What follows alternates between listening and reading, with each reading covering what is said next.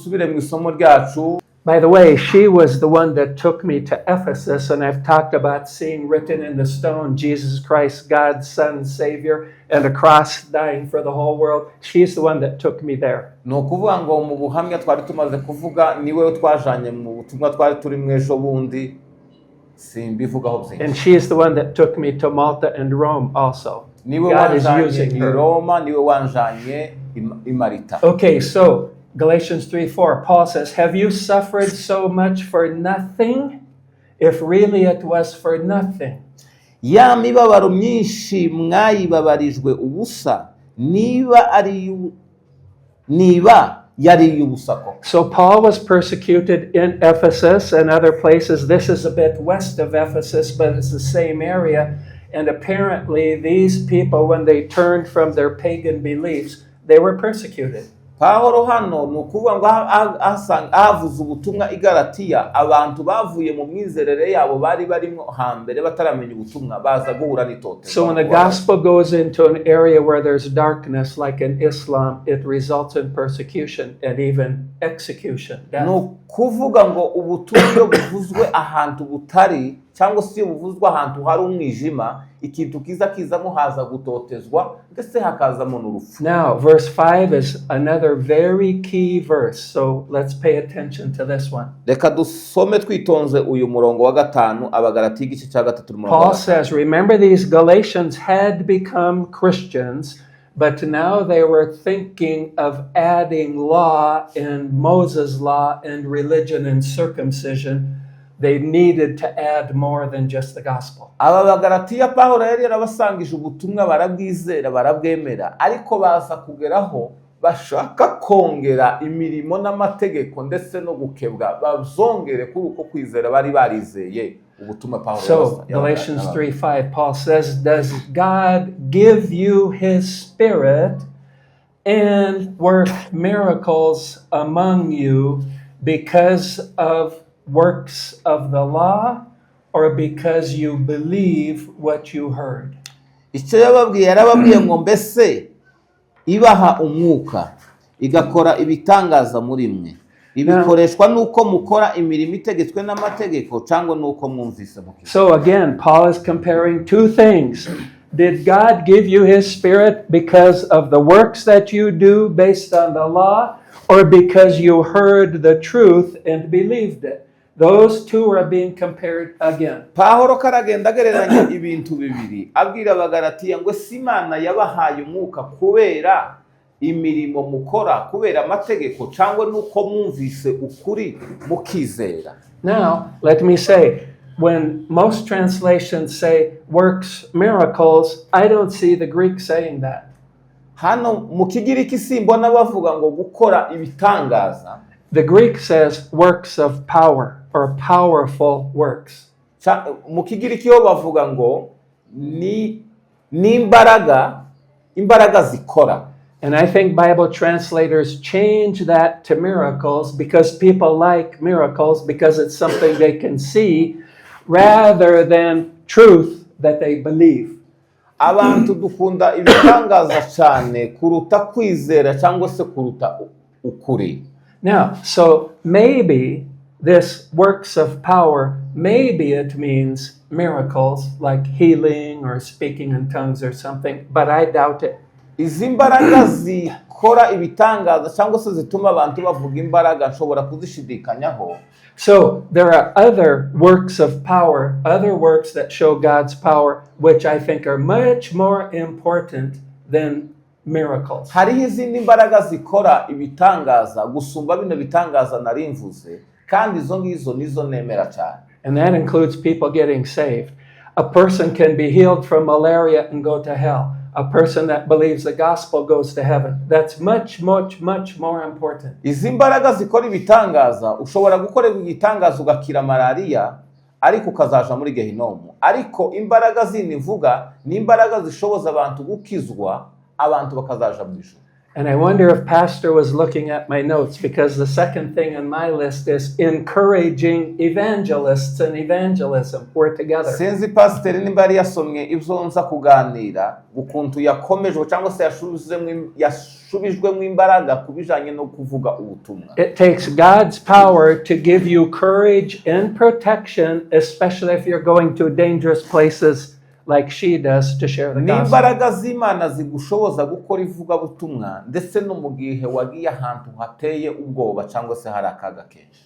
S2 spiritual growth is very important, more important than seeing a miracle. Gukura mu gakiza ni ikintu cy'ingenzi cyane ndetse gusumba ibitangaza. Last week, this is connected to what we looked at last week in Galatians 3:3. Remember what he said? Are you so foolish? Having begun by the Spirit, are you now being perfected, maturing, growing by the flesh? That's a work of power, the Spirit's power. Imbaraga z'umwuka wera hano mu gice cya gatatu twasomye n'umurongo wa gatatu haravuga ngo murabafafa mutyo mwatangiye iby'umwuka none muherukije iby'umubiri. Every one of us that is truly born again, that is a miracle and that is a work of power. And a more important miracle than healing from malaria or something. Nukuvuga ngo imbaraga ziduhesha kuvuka ubwa kabiri izo ni imbaraga zikomeye tudashobora kugereranya n'izi imbaraga zindi. Turi mu Bagalatiya igice cya gatatu n'umurongo wa gatanu ariko nari nsubiye ku wa gatatu. And I want to remind you what Jesus says in Matthew 16:4, but he said the same thing and it's recorded about 5 times in the 4 books we call the Gospels. Hano mu butumwa bwa Matayo 16 no kuri 4 hari ibyo Matayo yahavuze. This is Jesus. Yesu ni wavuze ayo magambo. An evil and adulterous generation seeks for a sign. I'm going to stop at the word sign. Matayo 16 umurongo wa 4 haravuga ngo abantu b'iki gihe kibi bishimira ubusambanyi. And the definition of sign is a testing miracle, which means a miracle that somebody thinks will prove the truth. Bagashaka n'ibimenyetso ni ukuvuga ngo abantu baza bashaka ibimenyetso kugira ngo bemere ko icyo kintu ari ukuri. And as Jesus again, and a sign will not be given. Yesu arababwira ngo ariko ntaco bazahabwa nta kimenyetso nzabahereza. What did he say? What did Jesus say? Niki Yesu yaje kubabwira A sign, a miracle to prove something will not be given. Ikimenyetso cyerekana ikintu ntacyo ndibuze gukora Except one sign. keretse One ikimenyetso sign will be kimwe. given. Keretse ikimenyetso kimwe. The sign of Jonah. Keretse icya Yona. And what was the sign of Jonah? Ikimenyetso cyangwa se ikimenyetso cya Yona gisobanura iki? What's the sign of Jonah? It's his own death, burial, and resurrection after 3 days. Yep. Jonah was in the fish 3 days and became alive again. Jesus said, that's the only sign I will give you, which is his death, burial, resurrection. Ikimenyetso Yesu yababwiye abahereza ni icya Yona, kandi ikimenyetso cya Yona ni urupfu rwa Yesu Kristo no guhambwa kwe no kuzuka kwe iminsi 3 kuko Yona yamizwe n'urufi akamara iminsi 3 ku munsi wa gatatu urufi rukaba. That is the miracle. That is the sign. Any other miracle or sign is nothing compared to this one, which is the gospel. Ibindi bitangaza byose ni bitoya ugereranyije n'iki gitangaza cy'ubutumwa bwiza. Then the last part of that verse, Matthew 16:4, and he left them and went away. The people who were wanting a sign, he left them. Abasigaho aragenda. Abantu bashaka ibimenyetso, abantu bashaka ibitangaza, Yesu arabasiga arabihorera aragenda. Now back to Galatians 3:5 again. Does God give you his spirit and work powers among you because you observe the law? That's what the English translation says. Or because you believe what you heard. Mbese ibaha umwuka igakora ibitangaza muri mwe ibikoreshwa nuko mukora imirimo itegetswe n'amategeko cyangwa nuko mwumvise mukizera. Okay, but let me give you the literal Greek there. Because of law's works or because of faith's hearing? Kubera imirimo y'amategeko cyangwa se kubera ibitangaza byo gukira. So again, we're comparing two. ko turagereranya ibintu bibiri kandi And they are not the same. Paul is separating those two, but many people who say they're Christians push those two together. Paul says they can't be pushed together. They have to be separated. Pawulo karagenda bitandukanya nimba barahawe umwuka bitewe n'imbaraga cyangwa se ibitangaza cyangwa se no kubera amategeko karagenda bitandukanya. Now, these are possessive, which means law owns something and faith owns something. Amategeko afite ikintu cyangwa se afite icyo atwaye no kwizera nako gufite icyo gutwaye. So what does law own? Amategeko niko afite niko abitse. Law owns works. Ni ukuvuga ngo amategeko afite imirimo. Now it uses a little bit different word, but you will understand it. What does faith own? Kwizera ko kukagira iki? What does faith own? Kwizera ko gufite iki? Hearing. No kumva. Hearing. No kumva. Hearing. No kumva. What do you hear? Niki wumva. You hear the truth. That's the gospel. And No faith kumva. says when you hear the truth, which is the gospel, you accept that. No kumva ukuri kandi uko kuri ni ubutumwa bwiza iyo ukwakiriye iyo ukwizeye. So faith and works are opposites. Ni ukuvuga ngo kwizera n'imirimo ni ibintu bibiri bitandukanye. Now, it's true. If somebody is born again, God will work through that person and works will be done, but it's not the person doing it. And if it's the person doing it, it's flesh and it's religion. And Umuntu it's yamaze useless. kwizera ukuri k'ubutumwa bwiza akakwakira ni ukuvuga ngo bwa butumwa bwiza buri mu muntu buramuhindura umuntu agakora imirimo ya mirimo nimba yikoze si uyikoza ahubwo ni ubutumwa bwiza buri gukorera muri wa muntu cyangwa Yesu uri gukorera muri wa muntu mu gihe umuntu avuga ngo afite ubutumwa ariko yarangiza agakora imirimo yibwira ngo niwe uhayikora icyo nicyo twise ngo ni umubiri. So I'd say let's be careful, and people we have a chance to share with, let's encourage them to be careful about demanding signs. Be careful. Abantu twigisha ubutumwa cyangwa se twamamaza ubutumwa bwiza dukwiye kuba maso tukaza tubwira abantu ko bakwiye kuba maso n'ibitangaza bagenda babona. So there are times when God is shifting or doing a new thing or changing, and he will make himself visible, or he will do something that's visible, but it's not the normal thing. Hari igihe Imana izakoresha ibintu bitandukanye none ishaka kwigisha abantu cyangwa se ishaka kwiyereka abantu ikaba yakora ikintu kidasanzwe. So creation was a sign. The New Testament says that. It proves that Jehovah is real. Ibyaremwe cyangwa se kurema kugaragaza ko ari ikimenyetso gikomeye yuko hari ikintu kigaragara gihari cy'ukuri. But it ended. It's not continuing now.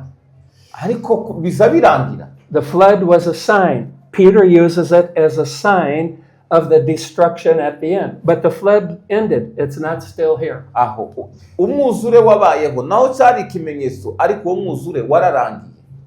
At the beginning of the law, God did a big sign and 2 million people witnessed the mountain shaking and heard the voices and saw the fire. 2 million witnesses. But Mount Sinai is not still shaking and doesn't still have a fire on the top of it. Abaisiraheli bahabwa amategeko ku musozi wa Sinayi habayeho ibintu byinshi bigaragarira mu maso ibyo babonye n'ibyo bumvise n'amatwi yabo habaho no gutingita cyangwa se umusozi uranyeganyega ariko kugeza uyu munsi uwo musozi ntuhaye unyeganyega. So when God is starting something new, he often gives signs to add to the proof that it is God doing it and it's new, but the signs usually don't continue. Imana ishaka gukora ikintu gisha ikora igitangaza ariko cya gitangaza ikoze ntabwo gikomeza guhora ari gisanzwe. So when Jesus came to earth, God was shifting from focusing on Jews to focusing on Gentiles. So he brought some signs.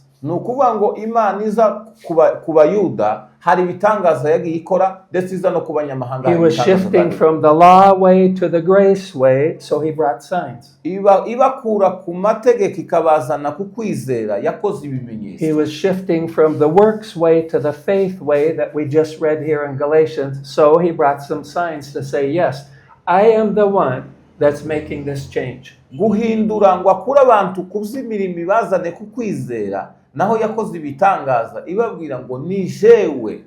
But I think the biggest miracles, the biggest works of power are things that most people don't think are miracles.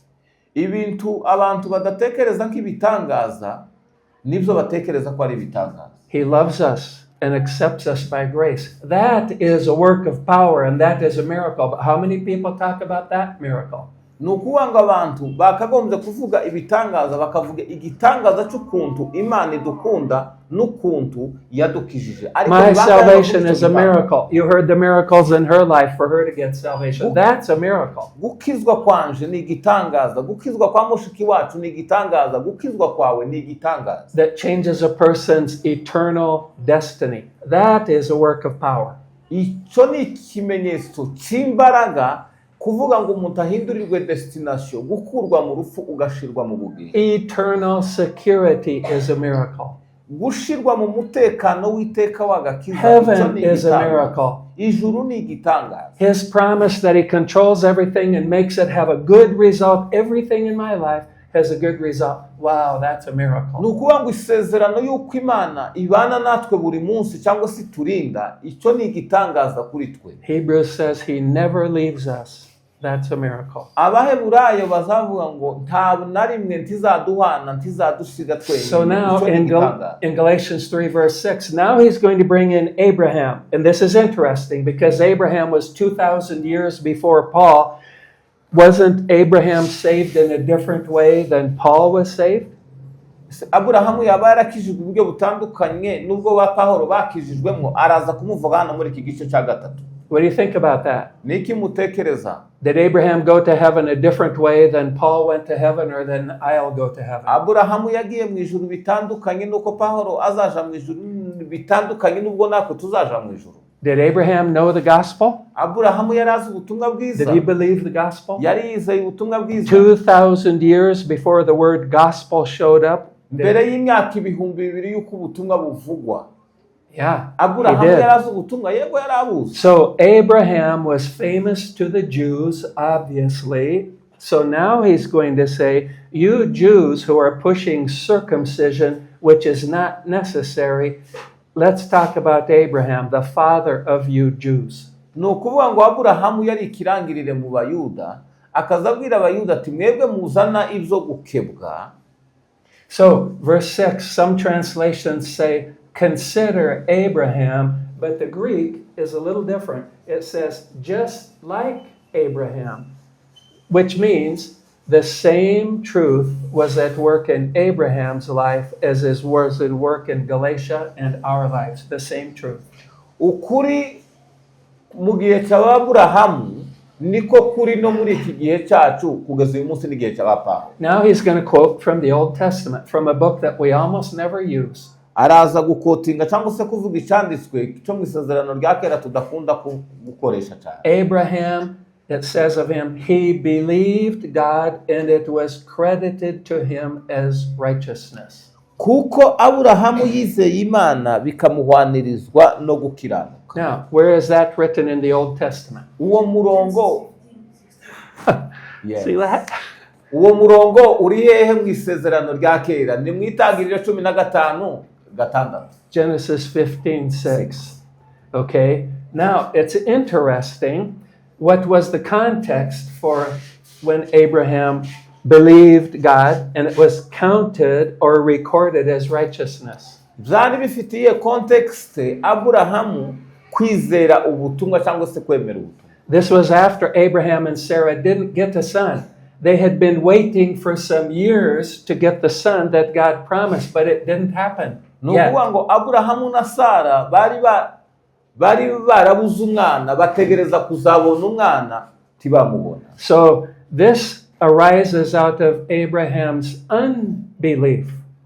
Aha bikaza kugaragaza kutizera kwa Aburahamu. So Abraham asked God, he said, I didn't get a son, but I have this servant here. His name is Eliezer. Can he be the one who inherits from me? Can he replace the son you said I was going to get? aburahamu batarabona umwana na sara arasenga asaba imana ati nta wundi muntu mfite wo kuzaraga ibyanje, none hano mfite umuja mu rugo shobora kubona umwana kuri we nkazamuraga ibyanje. So Abraham thinks God's plan is not working, so Abraham is going to suggest an alternate way, a different way to God. Let my servant be my son and inherit from me. Nono aburahamu amaze kurambirwa isezerano Imana yamusezeranije ridakunda, atekereza indi nzira yo kubonamo umwana ariko bitanyuze muri rya sezerano. What did God say? Niki Imana yamubwiye, yaramuhakaniye.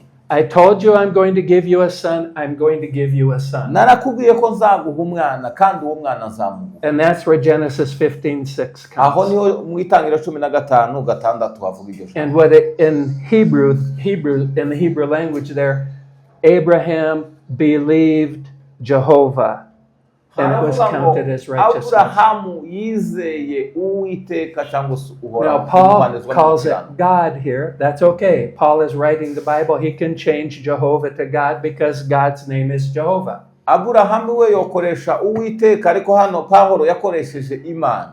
But notice it doesn't say Abraham believed in God.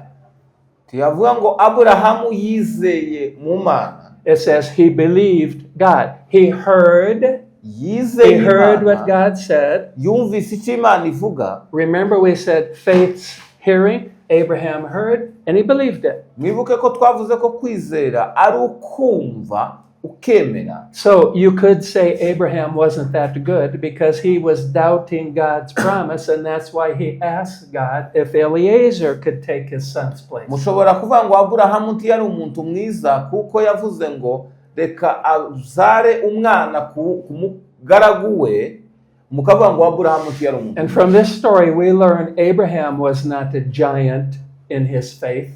Ntabwo muri ino nkuru dushobora kwiga ngo tuvuge ngo Aburahamu ngo yari icyamamare mu kwizera cyangwa se yari intwari. And I don't know what your translations say, but mine says, and it was credited as righteousness. How can it be that Abraham had faith, but it wasn't counted as faith, it was counted as righteousness? Ni gute Aburahamu yizeye bikamuhwanirizwa no gukiranuka? Faith and righteousness are not the same, but the one with faith in the gospel, that God counts it or credits it or records it in heaven as righteousness. Kwizera ukizera uwo kwizerwa niwe uzamuhwanirijwe no gukiranuka. Now, what does religion say? How do I get righteousness? I work by the law. Ni gute mu idini bavuga ko umuntu abona gukiranuka? Bavuga ko umuntu yubahiriza iby'amategeko. Okay, now, so the next verse 7, understand then that those who believe are children of Abraham. Mumenye yuko ari nako abiringira kwizera ari bo bana ba Aburahamu. Umurongo wa 4. Now, it was Jews who brought the circumcision false teaching into this Galatia region. So Paul is challenging them. Just because you're a Jew and you were circumcised doesn't mean that that was Abraham's way or the truth for today. Gukebwa ntabwo ari cyo cyatumye Aburahamu aba umukiranutsi. Abayuda nabo niko babitekereza. So, if you're a believer, are you a child of Abraham today? Niba uri uwizera uyu munsi uri umwana wa Aburahamu. Well, yes and no. There are two ways to be a child of Yego Abraham. cyangwa oya.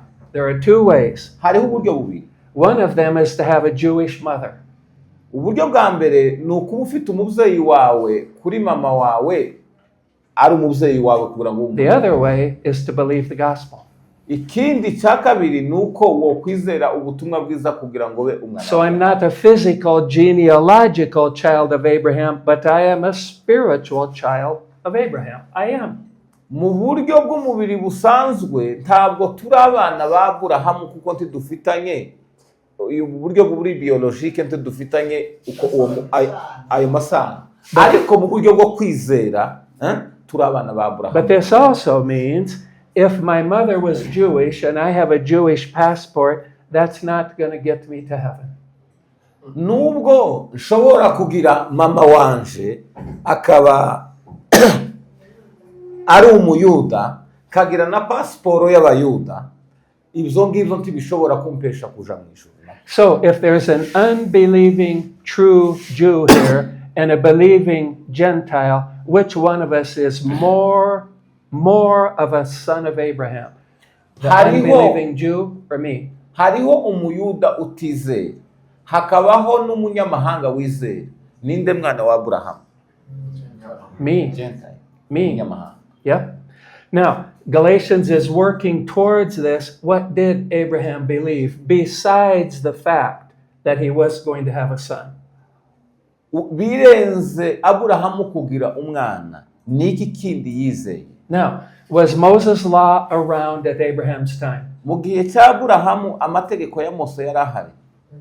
No. Oh yeah. Was there any religious law for the people of Israel? Remember, Abraham was probably the first Jew. I think it's accurate to say that. Did he have a law? Aburahamu twavuga ko ari we muyuda wa mbere, yari afite amategeko? No. If you asked Abraham, did you obey the Sabbath this week? What would he say? Ubajije Aburahamu ngo se wumviye isabato, ashobora kukubwira gute? Sabbath? What are you talking about? I never heard of Sabbath. Niki sindumva ikintu cyitwa isabato. Yeah. Abraham had no religious law. What about Adam? Nta tegeko ry'idini Aburahamu yari afite. Adamu iwe byari bimeze gute? Adam had no religious laws. Nawe nta tegeko yari afite na rimwe ry'idini. Okay, we're going to see later in Galatians it says the law which came 430 years after the promise given to Abraham can't cancel the promise. Turaza kubibona nyuma avuga ngo amategeko yaje hanyuma y'imyaka 430 ngo ayo mategeko ntiyabashe gukuraho iryo sezerano. So how did Abraham go to heaven? Ni gute Aburahamu yagiye mu ijuru? Believing.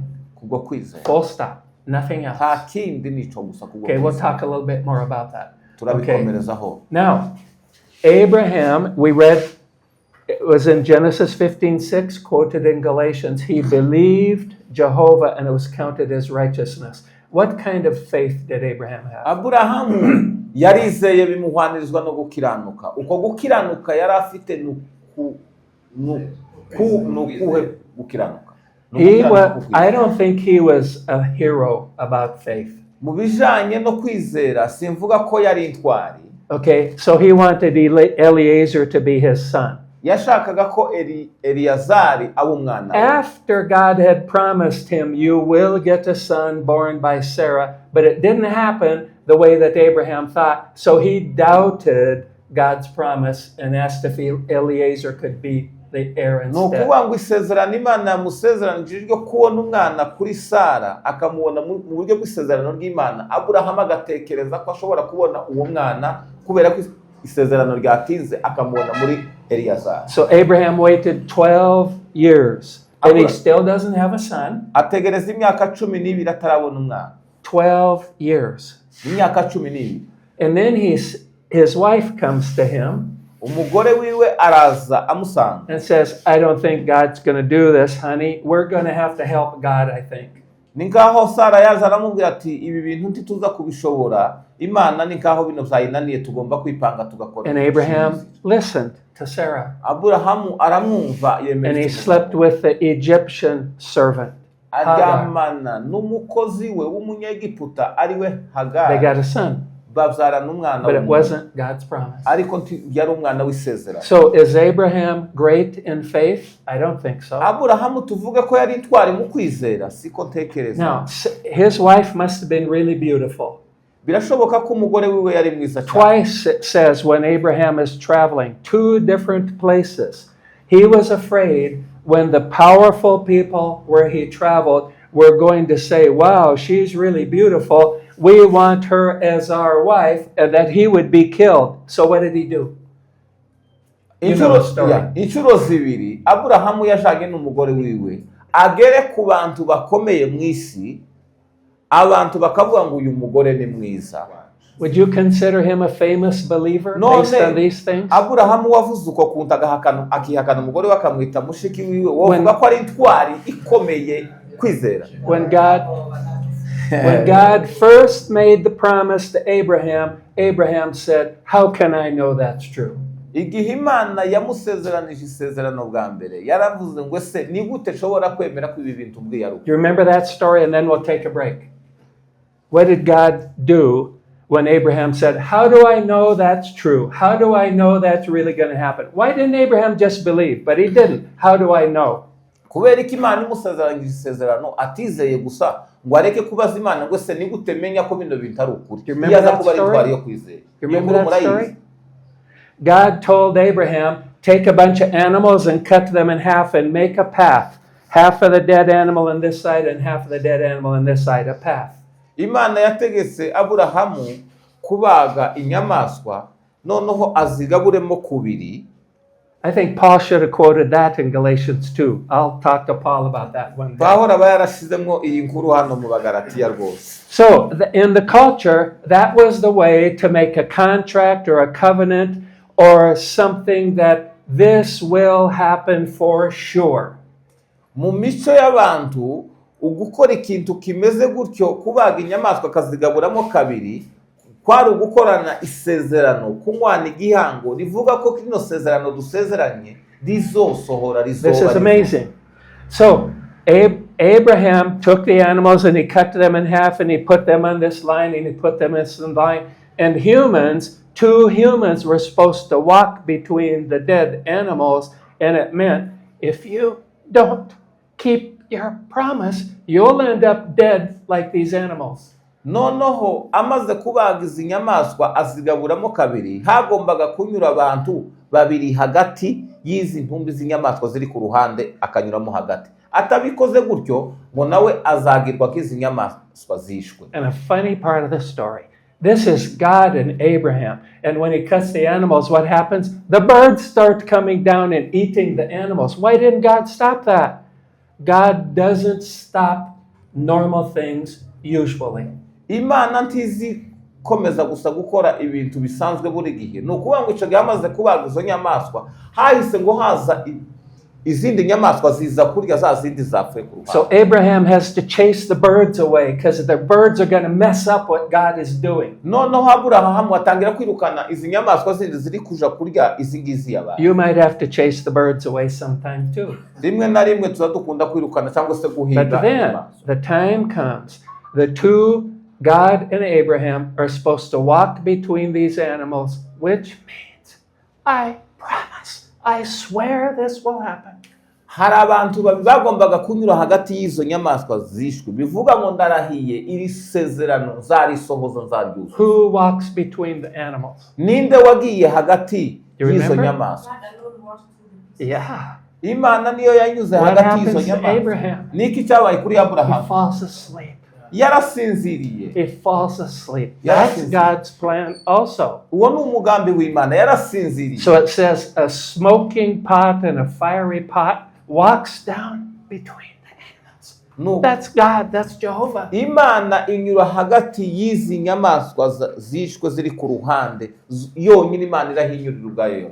Then Jehovah says, "No, for certain. No, for sure. This will happen." Umenye neza udashidikanya yuko iri sezerano ngusezeranije rizo. Now why did he put Abraham to sleep? Kubera ko Imana yamusinziriza agasinzira. Because if Abraham is involved, things will get messed up. We saw that. Every time Abraham does something that gets messed up. Kuko Aburahamu yagerageza kwikorera ibintu yari kubyica yari kusangiza kuzonona. So God says, Abraham, you just lay down and go to sleep here and you don't pay any attention. I'm doing everything. You do nothing except receive what I give you. I, God, will do everything. Imana kirabwira Aburahamu wewe gusa uryamaho ngaho urebe ibyo mpaye nkora uzizere uzakire ibyo nakoze apana wewe. Okay, now that is the main part of the proof. Abraham has nothing to do with the fulfillment of this promise. God does it all by himself with no help from Abraham. And if Abraham is there, he's going to mess things up. ni ukuvuga ngo Imana kuzuza rino sezerano yari yaramusezeranije nta bufasha Imana ikeneye kuri Aburahamu, ntacyo ugomba gukora, wowe ugume gusa aho ngaho, jewe ndabikora jenyine ku giti cyawe. So the beginning of the promise to Abraham begins exactly the same way. Abraham is thinking this way. How do I know this is going to happen? God says, because I'm going to put you out of the picture. I'm going to do it all by myself. Therefore, 100% it will happen. Aburahamu mbere yuko amenya cyangwa se yizera, nawe yari muri uno murongo wo kuvuga ngo se urakora ibiki kugira ngo nemere ko iryo sezerano wansezeranije ari ryo. Ni ukuvuga ngo nawe yari ahagaze hano mu gukora, ariko Imana iramushorera imugeza aho Imana ikora, Aburahamu ntacyo agomba gukora.